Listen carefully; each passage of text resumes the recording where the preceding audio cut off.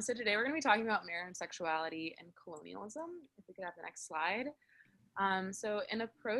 In our approach to understanding colonialism and modernity, we thought that it's essential to begin by interrogating a theme of time as a thread throughout the three pieces.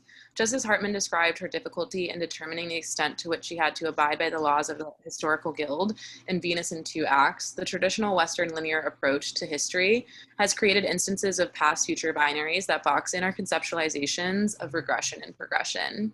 Amongst decolonization theorists, a debate on how to re-engineer indigenous life before colonialism emerges. South American indigenous scholar Sylvia Rivera-Siconqui writes, "There is no post or pre in this vision of history that is not linear or teleological, but rather moves in cycles and spirals and sets out on a course without neglecting to return to the same point. The indigenous world does not conceive of history as linear. The past future is contained in the present. The project of indigenous modernity can emerge from the present in a spiral whose movement is a continuous feedback from the past to the future." Next slide. The idea of continuous feedback from past to the future is particularly relevant to the question of decolonization of indigenous communities in the modern context, as authenticity and inauthenticity binaries assume a pre or post understanding of temporality, restricting to potential for change. Denetdale addresses these binaries and writes, "The question of tradition and modernity surfaced where tribal nations were, and still are, placed within impossible situations of demonstrating their authenticity as tribal peoples according to standards for authenticity and tradition created by non-Indians in the 19th century. As Joan Barker points out, these expectations of indigenous people to remain traditional are, quote, entrenched within the theoretical paradigms of social evolution and cultural assimilation." Next slide. So then we pose the central question to our presentation, which is how are nation building, punishment, and land tools of colonialism that establish a heteropatriarchal family structure? And what are the stakes in decolonizing gender and sexuality as it pertains to modernity? Now Lucy's going to talk about methods. Yeah, so compared to Hartman's creative retelling of history, Kauanui walks the reader through a detailed historiography of Hawaiian colonization from the arrival of Christian missionaries to its annexation into the United States. She focuses on a historical approach in order to correct certain Hawaiian nationalist men and their misunderstandings of pre-colonial gender and sexuality, as their decolonization practices reinforce heteropatriarchy and this idea that indigenous women are an afterthought of the movement. Reclaiming the correct narrative of history will allow them to properly decolonize. Denetdale takes a similar approach in interrogating the history of colonization in order to understand how the US military violently imposed a heteropatriarchal family structure under the guise of civilization and law and order. Denetdale does this in order to interrogate how the Navajo Nation continues to internalize colonial values. So now I'll turn it over to Jack to begin talking about nation building. Cool. So for this first section on nation building, I want to focus on two specific parts here: the myth of the American liberal standard and colonial biopolitics. But first, we're going to start with some theory and then some of the stakes. In terms of theory, this week's readings were a little bit different from readings in past weeks in that Kauanui is deploying Foucault in a few specific places in both pieces, but she's not really doing it to the extent that we might have seen with Scott and some of the other earlier readings. Foucault is a critique of classical theories of power, wherein he explains that our traditional thinking of the government is something that garners power only from those abilities that we explicitly grant the government is too narrow, and that it misses out on dynamics and interplay between the government and institutions like marriage and power relativism in the workplace that it sits atop. She's specifically interested in the idea of sex having been an intense site at the intersection of discipline and biopolitics throughout time because of its roles in reproduction and disease transmission. In Savage Sexuality, she elaborates on this, explaining that this nucleus of immorality, that is sexuality, was of interest to missionaries because they had this objective of sort of societal and individual transitions from savage to civilized that then could be understood and outwardly marked by changes in sexuality, transitions from polygamy and adultery and prostitution to monogamy. In terms of stakes on the Hawaiian side, Kauanui is particularly interested in having an audience of these nationalist camps that were outlined before by Lucy in the method section. The nationalists are trying to ask things like, what is state restoration? Kauanui is asking what restoration actually looks like. She's saying, what is this restoration? What does it mean to deploy a pre-colonial indigenous template for an institution that in the Hawaii context is fundamentally colonial? On the Navajo side, there are questions of freedom and authenticity. Denetdale summarizes Waziatowin in saying, we have difficulty imagining living in a state of freedom. It reveals a limitation in thinking so severe that it prevents us from reclaiming our inherent rights as indigenous peoples of this land, even in our dreams. This is, I think, especially important to our discussion of liberalism when we get there, because there is an importance not in just this lived state of freedom, but the inability to actually conceptualize what freedom could look like outside what is dictated by United States' self-consciousness of liberalism. And there's this reinscription of heteronormative colonial values, which I think is particularly important when understanding how different excluded groups, Denetdale is interested in same-sex marriage, are then prevented from accessing cultural traditions. This links back to the question of tradition that was raised by Jude in the introduction, and sort of discussing how this is compounded by Western expectations that indigenous people have links to their authentic past. First, I want to start with the myth of the American liberal standard here and explaining what is this myth, how is it constructed, and how is it perpetuated today.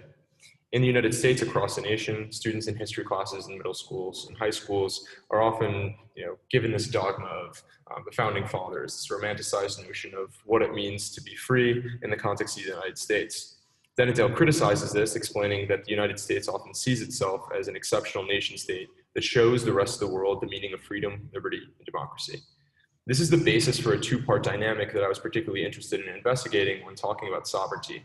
Because on the one hand, I think that the Kauanui texts give us a very good handle on the centrality of recognition and a desire for recognition by these chiefs when trying to get either international recognition, as Kauanui was just speaking about in the session, or even recognition just from the U.S. specifically.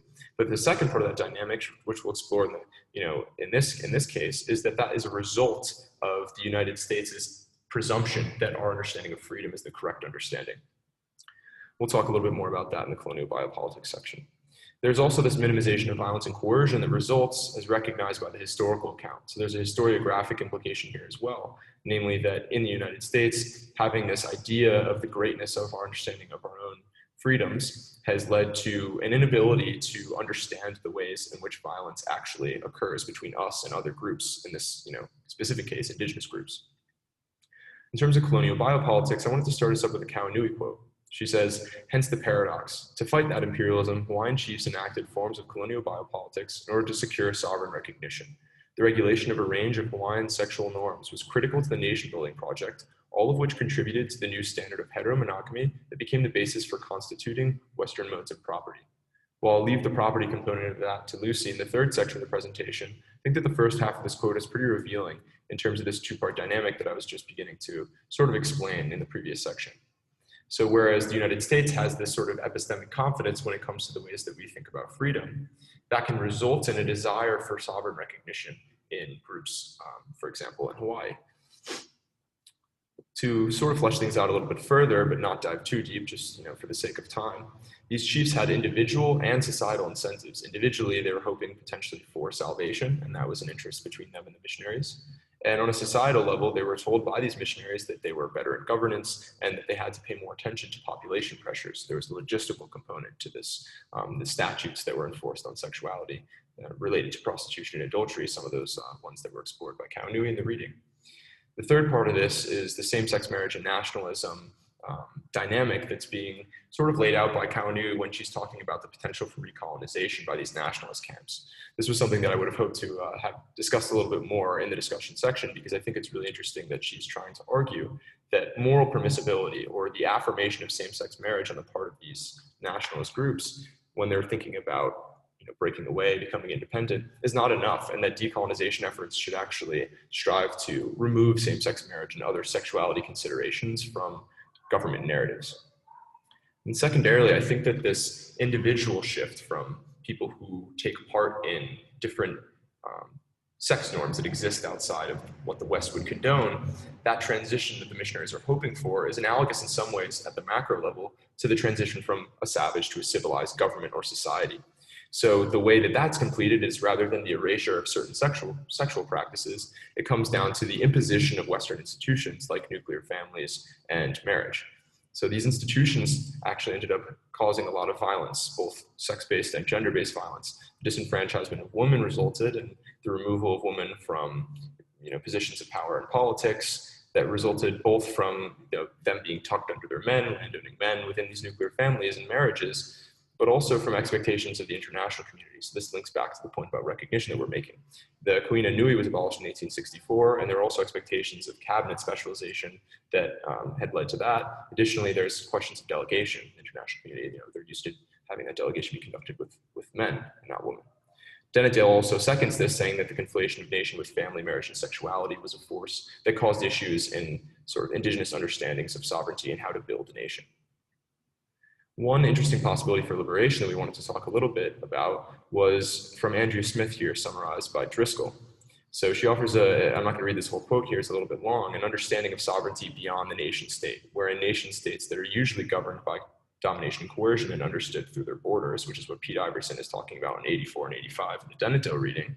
Rather, there can be communitarian ethics that these indigenous groups can embrace that rely more on interrelatedness and responsibility. And so this is a way to refute the idea of the givenness of the nation state system, which I think has a lot of liberatory potential. So now I'm going to pass it off to Jude to talk a little bit about punishment. Thanks, Jack. Okay, so I'm going to talk about punishment and how incarceration and violence are gendered colonial tools used to enforce heteropatriarchal family structures. The next slide, please. Years of broken treaties between the Navajo people and the US federal government culminated in a mass invasion of Navajo land by the US military in 1863 that forces surrender through the use of brutal force and the destruction of Navajo resources. The Navajo people were then forcibly relocated to a federal encampment called the Bosque Redondo, where Denetdale says that they were coerced, quote, into conformity with American heterosexuality, in which patriarchy was privileged, end quote. Settler-colonial tools of punishment and incarceration were used to civilize the Navajo Nation, and these tools that forced compliance with the American way of life caused the, quote, erosion and disappearance of their ways of life, including their philosophies and customs around family, marriage, and sexuality, end quote. Next slide. The federal government surveilled, policed, imprisoned, brutalized, and exploited Navajo people for actions that impacted capitalist production. It is important to note that one of the punishments outside of hanging, whipping, and imprisonment was hard labor. Next slide. Punishment was also treated as a counterinsurgency measure. It was a way to teach Navajo people a lesson through incarceration and heavy surveillance in order to discourage revolt. Next slide. Threats of violence against women and children was another method of counterinsurgency employed by the US military. General Scott threatened Little Singer, saying, quote, some of my soldiers have never seen an Indian. They would not know a man from a woman. They might kill some of your women and children, end quote. Underneath the blatant threat of violence is the horrific ungendering of indigenous people. In a settler colonial framework, proper gender is a result of whiteness. Therefore, Native people are not seen as gendered in the way that whiteness conceives gender. Next slide. In Romancing Kinship, Mark Rifkin discusses how the US enforced heteropatriarchy and attempted to destroy Native kinship in Dakota tribal communities. He writes that the federal government viewed polygamy as a taint attached to them and tied, quote, moral bankruptcy to heredity, and monogamy is implicitly cast as salvation, cleansing Native children of their racial taint, end quote. Next slide. The law was used to enforce these white supremacist notions of morality through the erasure of Navajo identity, which heavily relied on the dichotomy of civilized versus savage. Laws such as the Indian Offenses Act further criminalized traditional marriage practices in the Navajo Nation and imprisoned those like Little Singer who were polygamous. It was through violent methods of punishment that the Navajo people were subjected to a new moral order that revolved around a heteropatriarchal family structure. The federal government justified the seizure of indigenous land through this narrative that they were savage and needed to be civilized through the elimination of indigeneity. Next slide. Punishment in the Hawaiian context was implemented in order to appeal to imperialist forms through Hawaiian Christianization and its subsequent control on sexuality and gender in order to retain Hawaiian sovereignty. Kauanui writes that Kahumanu implemented Christian policies that regulated sexuality, quote, both as a protective measure and in the quest to secure sovereignty recognition of the kingdom, end quote. Given this context, I want to examine two cases of gendered punishment discussed by Kauanui. Kahumanu redefined marriage and adultery in the law and prosecuted adultery as a means to reinforce her right to rule and Hawaiian sovereignty in the eyes of the Western world. Kahumanu fought to create and enforce this code of laws due to strained relations with foreign men regarding their sexual relationships with Hawaiian women. Next slide. So the first of the two examples regards this quote. After banning the trafficking of Hawaiian women by foreigners at ports and ships, Kahumanu punished the women engaged in prostitution who violated her regulations on sexual behavior. Kahumanu, quote, punished 2 women who were sexually engaging sailors by ordering their heads shaved, end quote. The invasive and gendered act of shaving indigenous women's heads to punish sexual immorality is particularly fascinating. Next slide. Kauanui offers a second example of gendered punishment, writing that Kahumanu had punished 2 women living with Hale men, sentencing them to work carrying stones for a new church.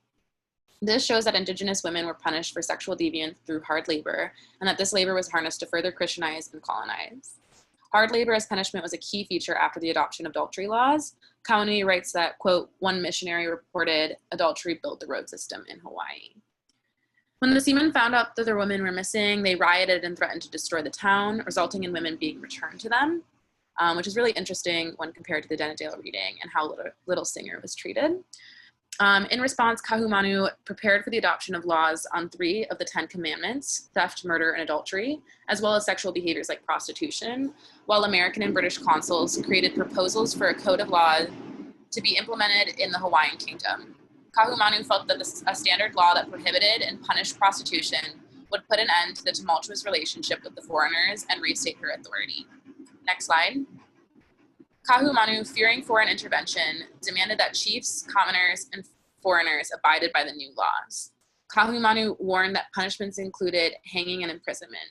Here you can see that the monarch begins to employ harsh punishments in response to the laws American and British consuls proposed, and in many ways contributes to the colonial imposition and the erasure of indigenous ways of life, at the very least indigenous autonomy. I'd also like to link in some questions Liz posted on the discussion board regarding how we should talk about Kahumanu and her role in Christianizing the Hawaiian Kingdom in a way that is nuanced and reflects both her intentions and the consequences of her actions. This is something I struggled with while working on this section, and I'd love for this question to be posed to Kauanui later in the discussion. Next slide. Ultimately, Kauanui shows us that Kahumanu viewed the implementation of Christian morality into Hawaiian Kingdom law as a way to gain approval from Western nation states in order for Hawaii to retain sovereignty over its land. Hawaii, as Kauanui calls it, was an, quote, imperial contact zone, a site of racialization and territorialization loaded with contested agency and battles over defining space and relationality, end quote. Next slide. So that brings us to the present stakes, the first being that criminalization and incarceration are products of colonialism and imperialism. Therefore, to decolonize is to abolish the carceral state. The criminalization of sexuality, such as prostitution, adultery, and homosexuality, and the adoption of marriage legislation are products of colonization. Therefore, to pass progressive legislation like same-sex marriage is a, quote, form of settler-colonial continuity and works to assimilate and affirm settler-colonial governance. To decolonize sexuality is to dismantle colonial heteropatriarchy, which includes the colonial imposition that monogamy is salvational and that marriage is the, quote, culmination of the civilization process, end quote. Now I'm going to pass it on to Lucy, who's going to talk about land. Yeah, so we were interested in understanding how the commodification of land leads to the propertization of gender and sexuality. Slide, please. In terms of understanding what decolonization could look like with land, I think it's important to understand genealogies as a method woven throughout indigenous communities that are specifically important as a method of oral tradition for Native Hawaiians. 2 theorists, Sean Malia Kanayopuni and Nolan Malone, wrote a piece titled "This Land is My Land, the Role of Place in Native Hawaiian Identity" that I think provides necessary context to the importance of place as modern-day scholars look for methods of decolonization. They say, quote, "It is as invigorating to ethnicity when a Pacific Islander American politician recites the history of abuse that her people have suffered as when an island spiritual leader chants a genealogy. It is true history. But it is more than that. It is the act of rhetorically, publicly remembering, and thus it serves to strengthen the ethnic bond." The concept of true history is something that we have discussed frequently throughout this course, as archives construct histories that neglect important details rooted in human experience. The oral tradition of genealogies then becomes a mode of resistance to this erasure. Slide, please. Internalized modes of colonization prohibit Native peoples from understanding how to reclaim their land in a way that decolonizes practices of violence. When Denetdale quotes Waziatawin in the quote that Jack mentioned earlier, it is clear that colonization runs as deep as to destroy the imagination process of a free state. While inherently rooted in their displacement, it goes beyond the physical restrictions of land or displacements of land and goes into the biopolitical warfare of internalized colonization. Kauanui understands internalized colonization in the present through the enactment of colonial biopolitics by rulers in the past in order to do what they thought was securing their nation. Hawaii was always organized in hierarchies where higher chiefs had jurisdiction over the division of land into districts governed by other chiefs. The main difference between this pre-colonial hierarchy and the colonial Christian standards was that they were never dominant over the land. The land was called Aina, and the relationship that the people had with the land was called kuleana, which translates to a responsibility akin to a familial bond. This covenant with the land meant that if they cared for the land would care for them. I think it's important to bring in Kauanui's second chapter titled Properties of Land, That Which Feeds, which addresses the privatization of land and lays the groundwork for the theoretical analysis addressed in chapters 3 and 4, which we read.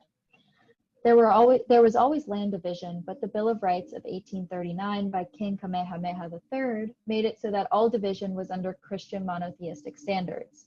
Then the Kuleana Act of 1850 made it so that land could be purchased on the grounds of a, quote, fee simple title on page 88, which might seem on the surface like it's equalizing rights to all land, but actually allows greater opportunity for those in power to usurp this land and acquire mass amounts in order to displace Native peoples. Thus, the Kuleana Act severed all ties with chiefs and previous Hawaiian hierarchies in order to appeal to Western concepts of rights. Without being able to see a world in which they are free on their own land and misunderstanding traditional practices, all serve as residual forces of colonialism that prohibit many indigenous peoples from being able to theorize or visualize decolonization. Slide, please. In the scope of the harm, why is the colonization of the land and the effects on the Native populations an inherently feminist question? For Denetdale and the discussion of the Navajo Nation, traditional social domestic spheres were so enmeshed in the culture of the land as it became surveyed and displaced physically by the colonizers that, quote, indigenous feminist and queer analysis demonstrates how the spaces of the domestic and intimate are also sites of colonial surveillance and control, thereby gendering settler colonialism. As nation becomes a question of identity, by controlling the gendered spheres with heteronormative patriarchal family structures, the relationship to the land becomes centered on the relationship to the state and one's ability to comply to Western norms of identity. For Kauanui, understanding the colonization of land is inherently linked to the gendered impositions of power as, quote, Anglo-American laws redefined Hawaiian masculinity to encompass ownership and control over property, including land and eventually women and children. Also that, quote, hence land enclosure and the new proprietary regime resembled the enclosure of Hawaiian women's sexuality vis-a-vis the law and the imposition of marriage as a form of propertization. The idea of commodifying the land becomes intrinsically linked to the propertization of the female body, and women's power becomes controlled by men just as the land was. And thus, understanding the colonization of the land is inherently a feminist question, as we come to understand propertization as a violent act of commodifying the land and women. Slide, please. In A Future of Decolonization, Denetdale addresses how the Navajo need to understand the difference between what is internalized colonialism and what is tradition, especially in constructions of gender identity, understanding how ideals established in the image of white men will never be attainable, and therefore must be eradicated when constructing a concept of traditional Native American identity. Kauanui similarly interrogates the importance of designating colonialism from tradition, and in Savage Sexualities concludes by linking decolonization to finding sexual pleasure in the body that is inherently linked to the restoration of Aina in the land. This Kahikina de Silva cites as, quote, erotic autonomy as a politics of decolonization. Kauanui poetically cites the unification of the body and land in almost a sexual encounter that demonstrates the true meaning of kuleana that rejects hegemonic control and focuses on reasserting one's identity with the land. Kauanui also mentions land-based resurgence projects that focus on sustainability in her second chapter. Educational reform is also crucial to models of restoration so that new generations get experience in the place-based economics that frame the oppression that they experience to this day as biopolitical colonial tactics attempt to disconnect them from their ancestors. Efforts to centralize the role of land and interaction with the land promote a holistic understanding of one's role to the community in contrast to heteropatriarchal structures of power. And now I'll turn it back to Jack to discuss our analysis of music. Great, thanks, Lucy. So we want to talk about music, specifically with respect to music around the time of the annexation of Hawaii. This links back to the introductory notes that we were making on temporality, specifically the thoughts that Jude had raised about thinking a little bit more about Western linear conceptions of time. It's really interesting here because, as we saw last week in our discussion with the Haley reading and how music can be a collaborative process throughout time, the Nordyke and Nye's reading, Kaulana Naupua, which is the name of the reading itself, A Voice for Sovereignty, has a quote here from Wendell Silva that we thought was pretty relevant. Wendell Silva says, "Lyrics convey the mana of thought. As songs are traditionally passed on, the lyrics may change from island to island and from time to time to reflect musician's perspective, depending upon how he wants to express his feelings from the heart." Both this idea of shared construction and the notion of interpretation and reinterpretation seems to be really tied to this idea of time unfolding, the past and present existing in the present moment. But what's really cool about Kaulana Naupua as a piece of resistance, as we'll see in the lyrics themselves, is that it seems to mirror some of the historical methods that we're learning about in this class, and has to do a lot with how, rather than heeding to the West and seeking that recognition that Isabel talks about in her discussion post and that I was talking about earlier in the nation building section, this seems to be an act of affirmation that throughout time can be transformed as it is applied in different historical contexts, but stands in a way that is positioned against the West and understanding how the West deals with contract and the greed of the West versus the sustenance of the Hawaiians with only their land. A final point I wanted to raise is that music can be a powerful mode of expression when it comes to the Hawaiians having an outlet to respond to tourism, commercialism, and a lot of ways that they've seen their land and their culture change throughout time. Here are some of the lyrics from Kaulana Naupua, Famous Are the Flowers, Children, itself. I'm not going to read through all the lyrics here, but I did want to flag a few different pieces, which include this rhetoric about the evil-hearted messenger, namely the West, and greedy documentation of extortion, the paper of the enemy, sin of annexation, the sale of native rights. What's interesting about this song is that, formally it actually has very consonant sounds, the rhythm is basic, the dance moves are also very simplified, but it seems to have a very warm tone and mood, and yet these lyrics themselves have a sort of hidden meaning, which the argument is made in this Voice of Sovereignty reading, that is something that's powerful for Hawaiians to be able to understand on their own, that they can feel defiant while singing along. It says, "We do not value the government sums of money. We are satisfied with the stones, astonishing food of the land. Tell the story of the people who love their land." I'm going to pass it back to Lucy now to give some concluding points. Thank you.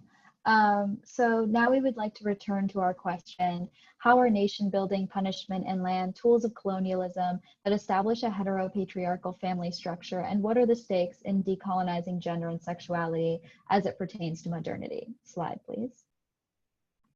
I think it is first important to note that these works do not encompass all decolonization theory, but are a great place to begin asking questions like this that we would have liked to discuss further in our discussion section.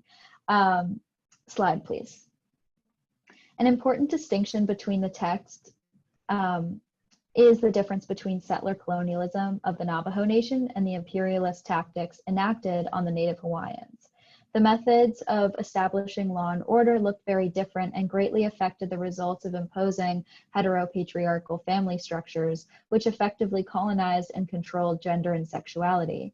The Cherokee indigenous scholar Driscoll, who we have referenced previously in this presentation, makes note of how, quote, "It is impossible to generalize about the decolonial needs of each indigenous community, but it is possible to imagine together what decolonization means and could look like.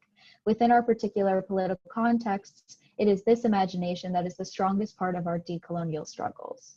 While distinctly different, it's also important to show how decolonizing indigenous communities is a struggle united in present day.